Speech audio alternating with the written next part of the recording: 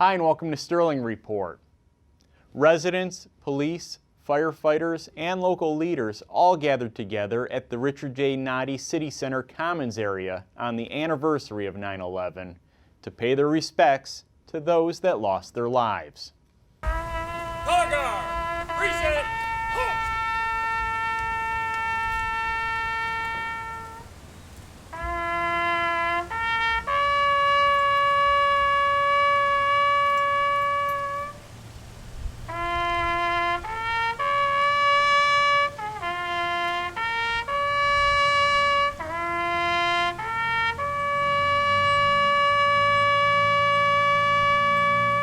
What made this tribute so special was the honor flag, which originally flew at Ground Zero during the recovery efforts and has since traveled not only throughout the world, but around it. Since 9/11, one single American flag has continued to fly all over the country. What sets this flag apart is its history. One single flag, over 1,000 fallen heroes since 9/11. This flag is honored reverently and massively in some cases.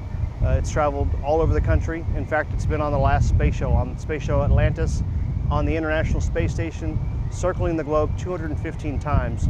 So calculating over 7 million miles of travel for one single American flag.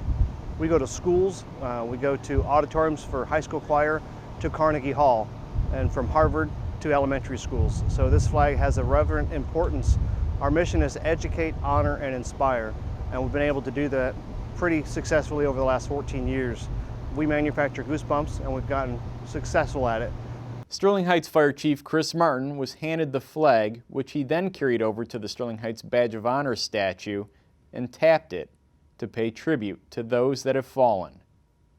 Well, 14 years has gone by, but it's still, it's the first responders, it's still just like yesterday when it happened. So it's important that we remember the dedication of the men and women and all our first responders and in the armed forces for what went on. And we're just so honored today to have that honor flag because everybody saw that flag fly in and the dedication that it stood for. And so for us to get it here in Sterling Heights is a great occasion. I'm glad we were able to do that and bring it here and honor the first responders who died because of that. Sterling Heights Mayor Michael Taylor was also on hand to remember this important day. Well, a lot of times we forget about the first responders who rushed into those towers. We have excellent first responders, police, fire, EMS right here in Sterling Heights, and it's important to honor them, honor the sacrifice that they make to protect our lives and protect our families right here in the city of Sterling Heights, just like those first responders did on September 11th, 14 years ago. President Barack Obama visited Macomb County recently, where he unveiled his plan to make college more available to young people. The president landed at Selfridge with Second Lady Dr. Jill Biden, who besides being married to Joe Biden, is a college professor. Both arrived at Macomb Community College to address the issue of affordable college tuition. That's why President Obama and I are here today, because of the students. We're here because we believe in you. We believe in what you're doing, and we believe in what you can do.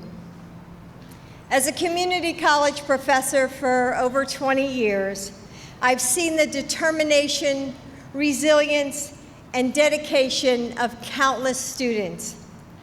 Parents who are juggling jobs and childcare while preparing for new careers. Veterans who return to the classroom as they transition to civilian lives, and immigrants who overcome significant odds in hopes of achieving the American dream. President Obama took to the stage to announce $175 million in Department of Labor grants to fund apprenticeships in 46 different organizations and businesses in the field of healthcare, information technology, advanced manufacturing, and more. I'm truly honored to be here today with an incredible leader who recognizes the value of community colleges and is investing in them so that they are the best that they can be. Ladies and gentlemen, the President of the United States, Barack Obama.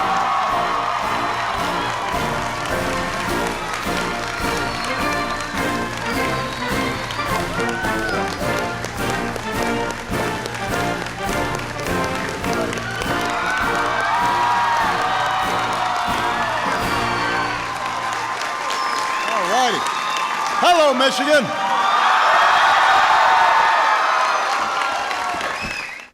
You're learning tech skills, advanced manufacturing skills, and instead of taking on more debt for this training, a lot of you are already drawing a paycheck. That's the kind of education you want. So we want to give workers across America the same chance that you have to get real-world experience that leads directly to a good job. The average starting wage for a worker who's finished an apprenticeship is now more than $50,000 a year.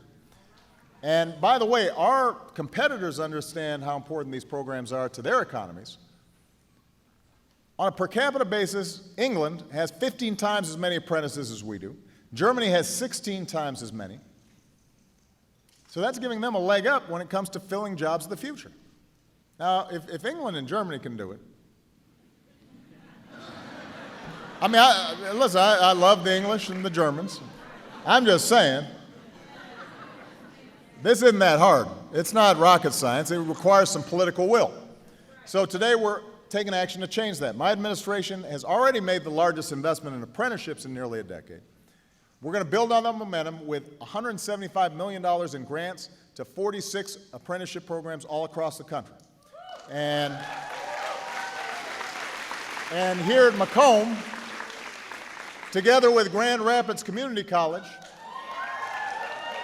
Macomb is going to work with partners across the region to give you more opportunities to earn as you learn. Just down the road, Focus Hope is going to help folks living in Detroit earn new jobs or get better paying jobs. Across America, companies like Northrop Grumman and Rolls-Royce will help prepare workers for jobs in advanced manufacturing. You've got companies like Cisco that are helping them to prepare for jobs in IT. Companies like Pfizer will help prepare them for jobs in healthcare. Unions like the UAW and the AFL-CIO are going to help workers earn new jobs or better paying ones. So this is something everybody can get behind. The president then addressed community colleges and his creation of the College Promise Advisory Board. The plan is to create free 2-year college to anyone who is a full-time student and maintains a 2.5 GPA. But a big part of making sure that today's economy works better for ordinary folks goes back to what I started with, this issue of education. Every American willing to work hard should have a shot at higher education, because as the economy globally becomes more competitive, everybody's got to upgrade their skills just a little bit. All right? It's not enough just to have the same skills for 30 years, because what worked 30 years ago isn't going to work now. And what works now is not going to work 5 years from now or 10 years from now, because everything's moving too fast. And if you don't have the skills to get the new jobs that pay better, if you don't have the knowledge to adapt and be creative with new machinery, new systems, new techniques, you're going to fall behind. And then the wages for unskilled work will go down, and you'll be trapped. Compared to those with a high school diploma, college graduates earn about $1 million more over the course of their lifetimes. That's a lot of money. $1 million, even today. If you have a degree from a 2-year college, you earn $10,000 a year more than somebody who only finished high school. Obama spoke of why further education is important to a strong middle class and a strong America. If you put in the hard work to earn your education, then it's up to all of us to make sure that hard work pays off. And that's something that I'm going to be focusing on over the next couple of weeks. You see, education has always been the secret sauce, the secret to America's success. More than 150 years ago, Abraham Lincoln helped establish land-grant colleges all across America. About 100 years ago, we started moving from an agrarian economy, a farm economy, to an industrial economy. And we became the first country in the world to say that every child deserves a shot at a high school education, even if they weren't born rich. And it's because we were ahead of the curve that we ended up having the most educated workforce, and that was good for the entire economy and good for businesses. After World War II, we gave returning heroes like my grandfather the chance to go to college on the GI Bill. And in those post-war years, the investments that we made in our future made us the best educated nation on earth. That's one of the reasons we built the world's largest economy. That's the reason we built the biggest, strongest middle class. And in places like Macomb County, you could feel secure knowing that if you worked hard, you'd have a chance to find a good job, buy a home, raise a family, send your kids to college.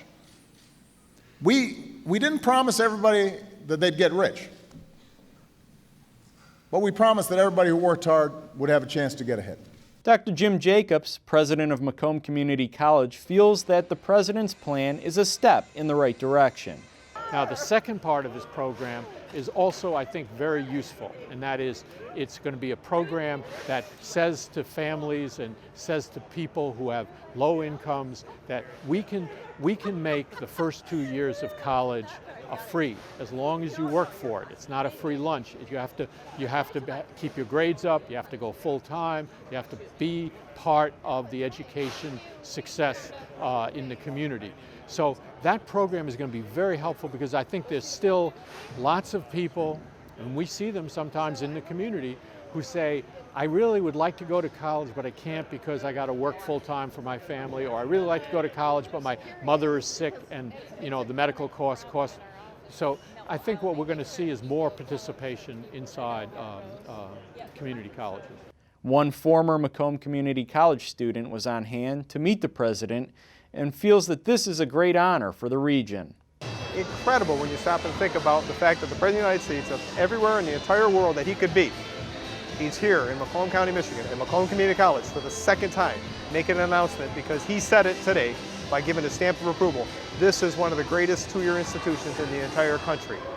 On Sunday, September 13th, a long-awaited event was held at the Sterling Heights Public Library. One, two, three. After 6 years without Sunday hours at the Sterling Heights Public Library, a ribbon-cutting ceremony was held in front of the building to celebrate the return of this important service to the community, and just in time for the school year. Well, in 2009, when we had to close the library for Sunday hours, it was a very, very difficult decision, not only for myself, but certainly the city council, and it was something none of us really wanted to do. We didn't take any pride in it at all, but it was a necessary evil at the time, considering the cost-cutting measures that we had to implement. And I know the community was very disappointed we had to cut the Sunday hours as well.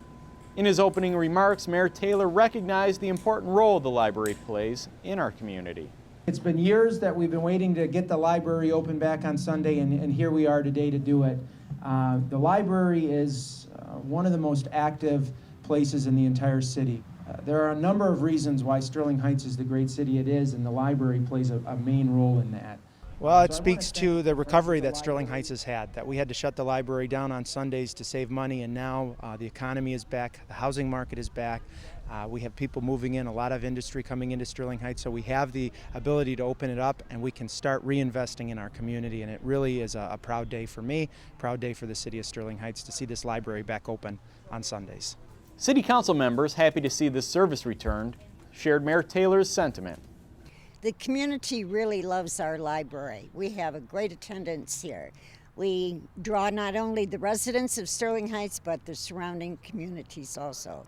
So Sunday gives the students, this is the main reason that we're doing this, is the students have the opportunity to come here on a Sunday afternoon to do their homework, do their research for school, which to me I think is extremely important because sometimes Saturdays is a work day, Sunday is a day to get that homework done for the following week.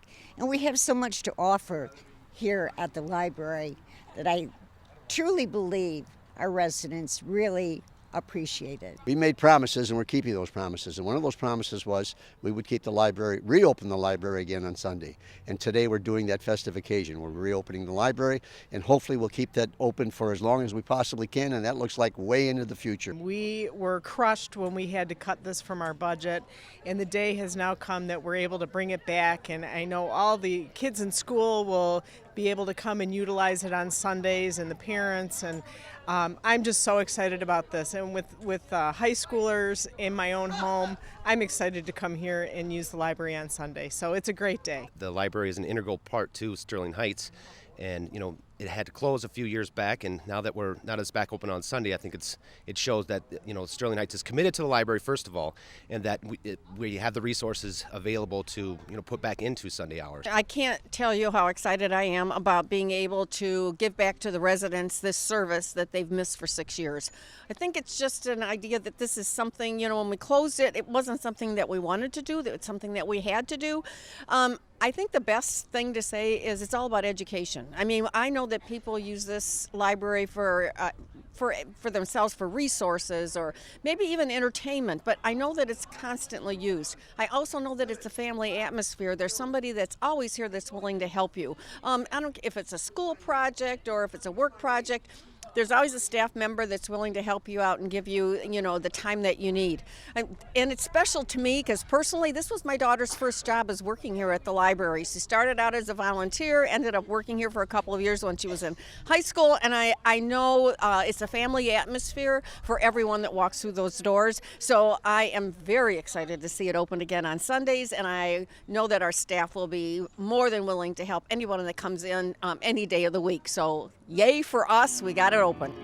The crowd headed inside to enjoy a performance by the Boogie Woogie Kid, Matthew Ball, as Library Director Tammy Turgeon, beaming with joy to see the residents taking advantage of the restored Sunday hours, shared her thoughts. Not having Sunday hours for 6 years was really difficult, especially for a lot of patrons that really need access and want a place to meet up.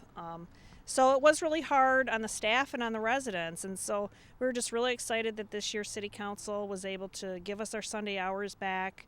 The staff were excited to provide services. I think the residents will be excited to be back. We had a great crowd here for our grand reopening ribbon cutting, so I think we'll be busy on Sundays. Before the downturn and having to close on Sundays, Sundays are one of our busiest times per hour, so I think it'll be back. The library is now open each Sunday from 1 to 5 p.m. And moving on, passersby on Mound Road may have noticed a new large industrial building being constructed.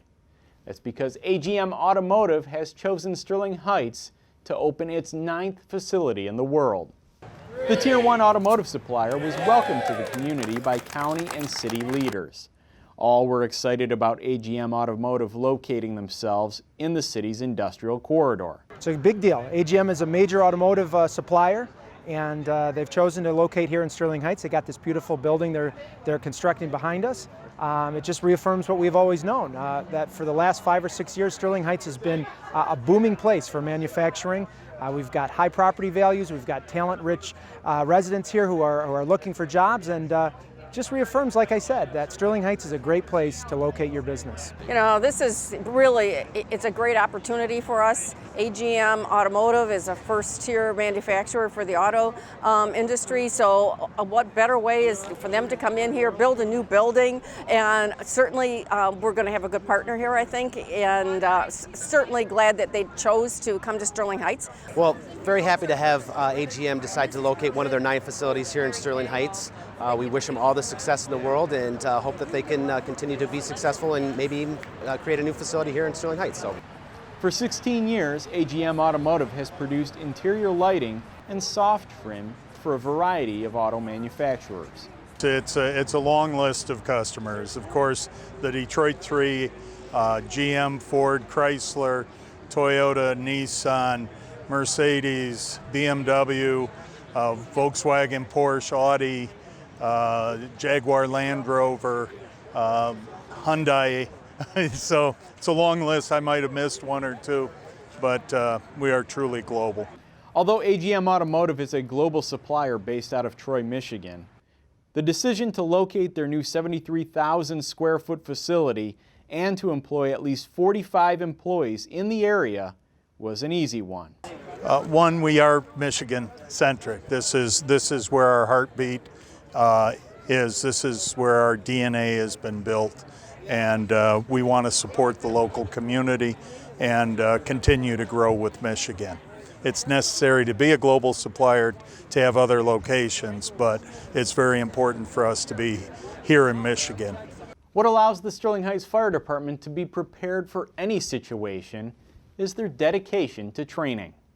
The Augustini family, who planned to demolish their home, donated it to the fire department so they could use it to train.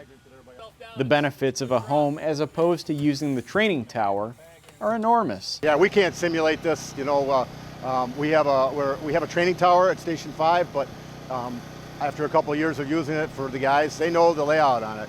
So this is a great benefit for us to be able to train in something that they don't have any idea what the structure's like, where I can actually cut holes in the floor, cut holes in the walls that I can use to simulate firefighter rescues, because when a firefighter goes down, we would have to possibly make ulterior egresses or cut holes in the walls to get guys out. So with this type of training, with having a house, we're able to do that, all kinds of training where we could never do that in-house. For the Utica Road home, the firefighters held a simulation on how they would handle an injured or lost firefighter. With smoke so thick that one could not see, the fire department entered the home looking for their downed comrade. Rapid intervention training, which we call RIT. We do RIT training. RIT is for us as fire department. So when we have individuals, our engine companies are doing interior attacks or interior searches, the RIT team is for us. So if something were to happen where somebody got hurt or collapse happened and they have to call for a mayday, we put our rapid intervention team into play and they will go in and find our firefighters. So what we're doing is a training scenario where I'm running these guys through some obstacle courses inside to find the down firefighter, where they're going to hook up their RIT bag, which is an extra air supply for our guys. We have to do this twice a year, so it's a county requirement. So this is just part of our county training that we're going to do. In the past few years, the Sterling Heights Fire Department have hired dozens of new firefighters, making this training invaluable. And then for our new guys, this is the first time seeing a lot of this stuff with them. The RIT bags, the rapid intervention, going long-term on a bottle under fire conditions. This is something that they don't get an opportunity to do very often. So, like I said, as much as we could anytime we ever get a structure like this, we're going to use it until they take it away from us. Finally today, the Dodge Park Farmers Market has gone to the dogs. Sterling Heights Parks and Recreation hosted a pep parade at the Dodge Park Farmers Market. After the parade concluded, a costume contest took place. 43 dogs took part in the pep parade, with Nala and owner Bree winning first place. The Dodge Park Farmers Market also hosted vendors for our furry friends. 3 of these vendors served as judges in the costume contest. For those that missed the pep parade, Parks and Recreation told Sterling Heights Television that they hope to make this a new annual tradition. On that happy note, we wrap up this edition of Sterling Report. Till next time, take care.